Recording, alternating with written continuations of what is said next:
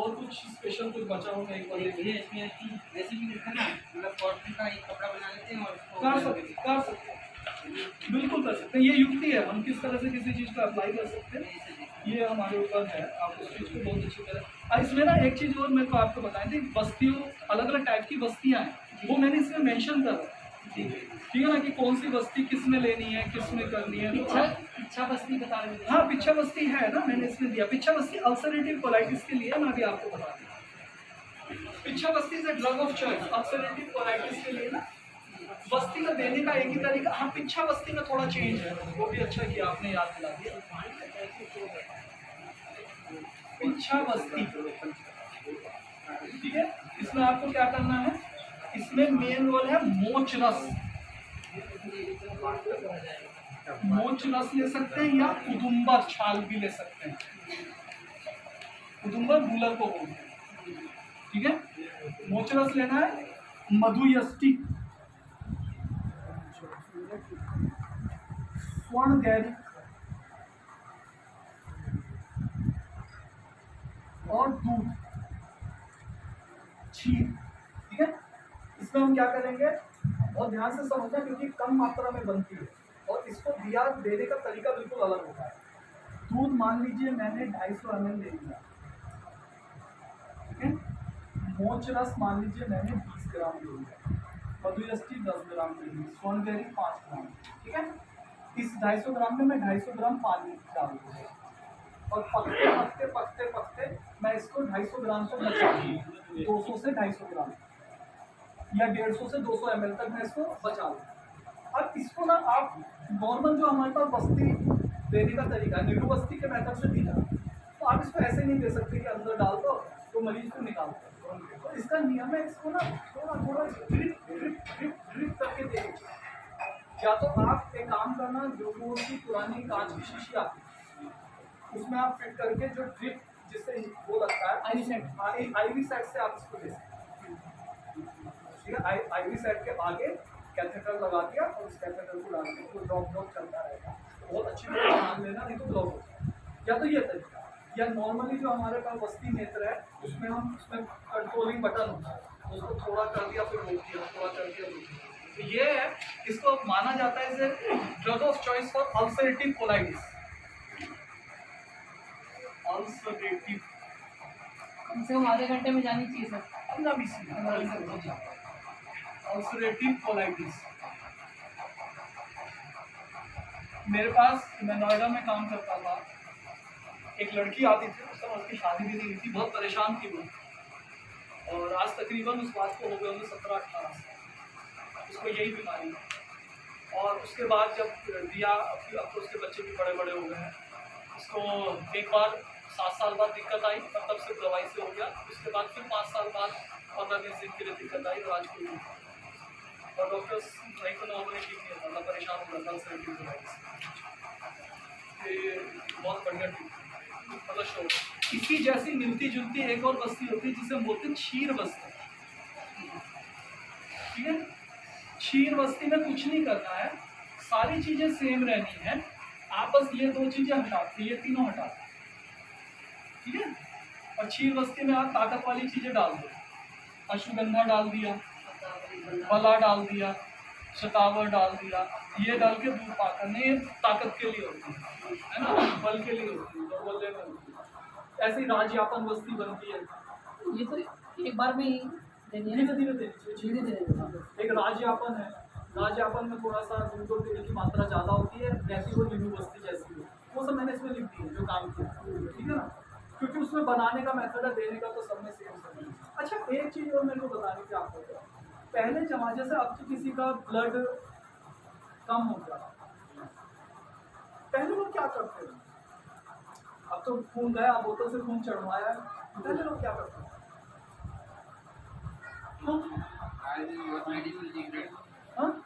खून कैसे बढ़ाते होंगे, युद्ध में लोग मरते होंगे, इतना खून बहता होगा, कैसे करते होंगे, तो उसमें एक बस्ती दी जाती है, उसको बोलते हैं रक्त बस्ती,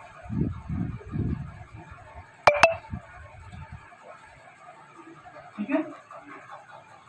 इसमें क्या करते हैं, बकरी के खून को लेते हैं, अजारक, बकरे के खून को स्टेरलाइज कर लेते हैं, छार डाल लेते हैं जिससे वो जमे ना, मतलब छार एंटीकोएगुलेंट डाल देते हैं स्टेरलाइजिंग, और उसके बाद इसको बूंद बूंद करके जैसे मैंने बताया थोड़ा थोड़ा गुदा मार्ग से देता है, और रोज आप एक बार वस्ती देते हो 1 पॉइंट ब्लड बढ़ जाता है आधे, तो 5-7 दिन देते हैं तो 3-4 बोतल के बराबर उसका देते हैं। कितना ml या कितने लीटर में? 200 ml, 200 थोड़ी थोड़ी मात्रा में देंगे। कुछ लोग करते हैं, शौकिया लोग से करते हैं, एक जाने वाले थे मेरे मित्र थे, हमने करके देखा था एक बार, तो रिस्पॉन्स देता है। प्रैक्टिकली फिजिबल नहीं है कहाँ से ब्लड, या तो ऐसी फैसिलिटी हो, पर इसको एक दूसरे तरह से किया जा सकता है कि जो रेडीमेड ब्लड आता है उसको हम इस मेथड से दे सकते हैं, खून की बोतल जो आती है बाजार से ला के हम दे सकते हैं। और इसके आप फायदे देखिए, अभी तो आपको क्या है, इसमें आपको ना तो ब्लड ग्रुप पिलाना, ना इंसान का ब्लड चाहिए, आप बकरे का ब्लड लेके आप उसको यूज कर पा रहे हो, तो आपका आपके लिए कितनी सुविधा होगी। ऐसी चीज़ों पर थोड़ा शोध होना चाहिए, क्योंकि हमारे लिए पॉसिबल नहीं है कि हम ब्लड लाएं, हम लेके करें, बट ये शोध के विषय आगे ऐसा प्लेटफॉर्म हो, ऐसा अस्पताल हो जहाँ इतनी फ्रीडम हो जहाँ ये कर सके, तो बहुत सारी चीज़ें की जा सकती है, उसको करके उसका इम्पैक्ट देखा जा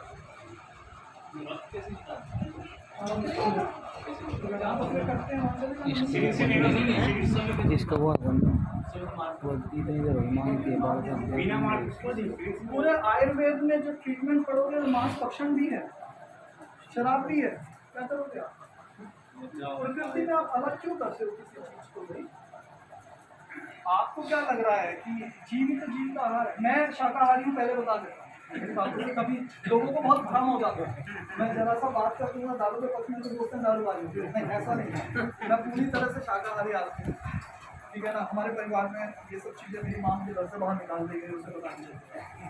तो पर हम जब पढ़ रहे हैं, हम जिस उद्देश्य से चल रहे हैं, तो उसका सेवन हमेशा से होता है। आप कैलकाटा चले जाइए, आज भी बलि दी जाती है,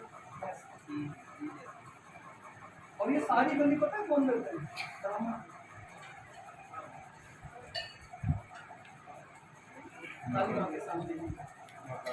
मांस का तो ट्रीटमेंट है ना, राजक्षमा में मांस रस दिया जाता है, ठीक है ना। सर्जरी कैसे करते थे? शराब पिला के करते थे, या तो मर्म चिकित्सा थी, मर्म से बेहोश करके कर देते थे, या अल्कोहल दे के करते थे। ये जो आप आशा वरिष्ठ पीते हो, क्या है? शराब ही है, जेनेटिक है। तो किसी भी चीज का ना हम उपयोग से उसकी चीजें देखते हैं। अब एक गोली, एक बंदूक है, वो ये थोड़ी है कि किसी को गोली मारने के लिए ही है, तो बंदूक की प्रेजेंस से आदमी डरता है, ये भी हमारे आज़ादी में 70 साल हो गए, कितने युद्ध की अपनी बात थी, 4 आदमी तो फिर भी पिलानी पड़ती है, हर चीज़ का अपनी यूटिलिटी है, ठीक है ना। और आयुर्वेद जिन लोगों ने लिखा है वो लोग ब्रह्म ज्ञानी क्लासिफाइड नहीं होता है, ब्रह्म ज्ञानी धर्म जाति विशेष का नहीं है। जब आप एक तरफ अपने आप को यूनिवर्सल हो, जब आप अपने को ब्रह्मांड स्वीकार करते हो, और फिर आप डाइवर्जन नहीं कर सकते। जीव, आप समस्या ये आती है कि इसका मतलब ये थोड़ी है कि मैं मांस को खाने को फेवरेट नहीं। बड़ा मजेदार किस्से हैं। एक बार भगवान बुद्ध से पूछा कि अगर कुछ खाने को ना मिले, भिक्षा में कुछ ना मिले और मरने की मौका, या भगवान बुद्ध ने ये कहा अपने शिष्यों से कि आपको भिक्षा में जो भी मिले, भिक्षा मांग के करते थे, तो भिक्षा में जो भी मिले उसी को आपको भोजन करो। तो एक बार एक भिक्षु जा रहा था, वो अपना कटोरा हाथ में ले, तो ऊपर से एक जीव के मुंह में मांस का टुकड़ा था और वो गिर के उसमें गिर पड़ा। बड़ी समस्या हो, क्या करें कि गुरु जी ने तो कहा था कि जो भी इसमें गिर जाए बस उसी को स्वीकार कर लो। अब पहुंचे उनके सामने, तो उन्होंने कहा कि ऐसी कोई विशेष, अगर आपके पास भोजन के लिए कुछ नहीं और मरने की स्थिति आ गई, तो प्राण ऐशना प्रथम होती है, आप और उसका फायदा क्या उठाया? बौद्ध धर्म का एक हिस्सा पूरा मांसाहारी है ना, आदमी अपने पक्ष की चीजें ढूंढने की कोशिश करता है। तो जब हमारे पास दूसरे ऑप्शन से हम अपना पेट भर सकते हैं, तब तक हमें मांस की इच्छा नहीं। तब अगर आप मांस खा रहे हो तो आप हिंसा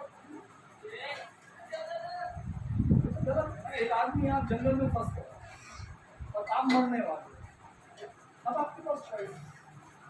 जैसे भिक्षा के ऊपर भी बात हो रही थी, मैं आचार्य जी का एक वीडियो चल रहा था कि इन्हें भिक्षा से बहुत चिढ़े, तो भिक्षा नहीं मांगी। चलिए मैं एक क्वेश्चन रखता हूँ उसके साथ। मैं चिकित्सा अधिकारी हूँ, सरकारी डॉक्टर हूँ, मेरी बागपत में पोस्टिंग थी, तो हमारी जो इंचार्ज थी उनका नाम था डॉक्टर संतोष कुमार। तो एक दिन क्या हुआ, वहाँ पे जब ये रामलीला का टाइम होता है, मैं भांड घूमते हैं भेष बन के, तो एक भांड था उसने कृष्ण जी का भेष बना था, ठीक है, उसने बिल्कुल नीला पोत रखा अपने आप को, उसने मुकुट लगा रखा और वो आ गया भिक्षा मांगने। मैंने हमारे डॉक्टर साहब ने मुझे उपदेश देने शुरू कर दिए, ये नुस्खे हैं, ये करके नहीं कमाते, खाके नहीं कमाते, वो जितना कह सकते थे उन्होंने कह दिया। तो मैंने कहा अच्छा डॉक्टर साहब ये बताओ, आप भगवान को मानती हो कि हाँ? मैंने कहा कृष्ण जी को मानती हो कि हाँ? मैंने कहा अगर किस रूप में मानती हो? आपके पास कृष्ण का रूप क्या? वही तो रूप है ना। इमेजिन करते हैं, एक बात मान लेते हैं, आपके घर में साक्षात कृष्ण, अब आप क्या करें?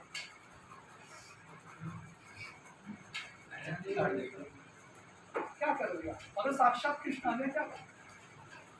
आप यही कहकर भगा दोगे कि घाट है, कुछ खा के कमाओ।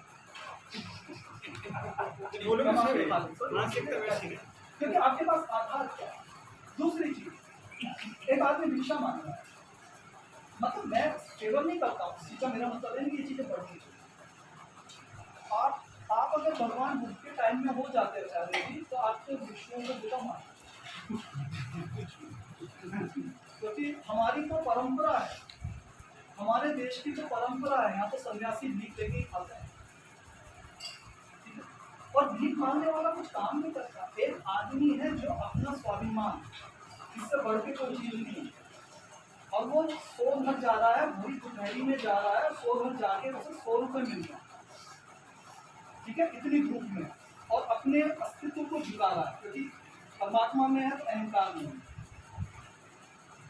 वो आदमी मजदूरी नहीं कर सकता, बड़ी चीज नहीं, पूरी धूप में भी वो काम कर रहा है। मैं फिर बोल रहा हूँ, मैं जो बदमाश लोग हैं उनको फेवर नहीं कर रहा, पर मेरा कहने का मतलब है कि हर जगह हमें बहुत तार्किक होने की जरूरत नहीं होती, कुछ चीजें भाव से भी की जाती है। एक दिन ऐसी वो मेरे साथ जा रही थी, तो एक आया तो मैंने उसको नहीं दिया, मैंने कहा भाव कह रही तेरे ही राग समझ में नहीं आता, तू किसी को तो दे देता है, किसी को नहीं देता।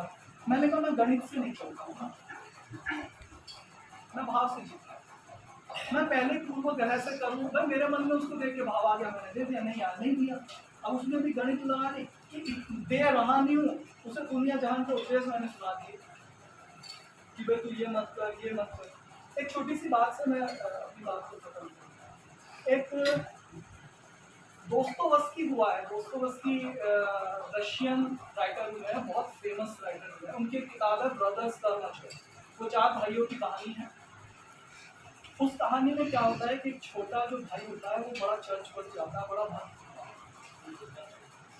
तो एक दिन क्या होता है, वो देखता है कि चर्च के बाहर ना हंगामा सा होता है। उसमें क्या होता है, जीसस पेड़ के नीचे खड़े होते हैं, एक आदमी जो जीसस जैसा लग रहा होता है पेड़ के नीचे खड़ा होता है, और वो कहता है कि देखो मैं जीसस हूँ और आप लोग मेरी ही तो पूजा करते हो चर्च के अंदर। तो सब हंसने लगते हैं उसके ऊपर, कहते हैं यार बहुत हो गया नाटक, कहते हैं तुमने मुझे पहचाना नहीं, तुम रोज मेरी पूजा करते हो।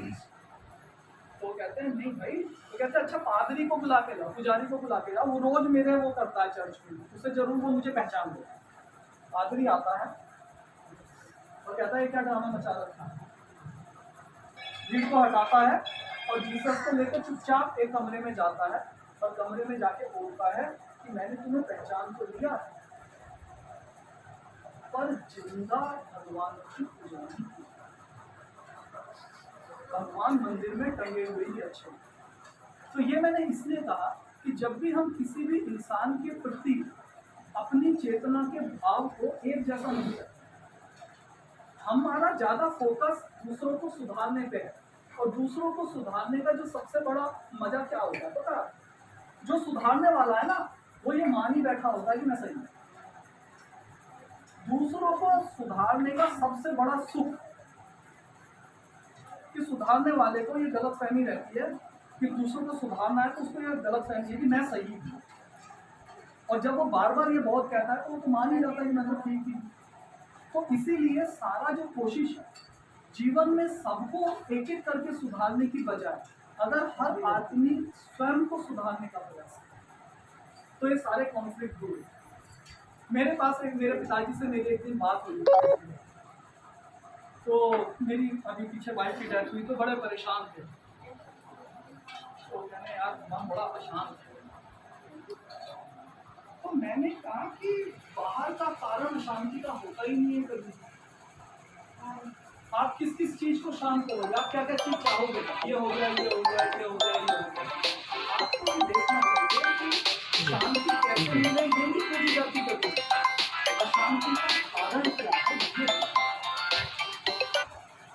एक आदमी कहता है मुझे परमात्मा को पाना है, पहले ये तो पता लगा ले परमात्मा खोया कैसे। ये किसने खबर दी कि परमात्मा खो गया है, पहले इसे ढूंढ ले। जिस दिन मुझे ये पता चल जाएगा खोया कैसे तो मैं पा लूंगा।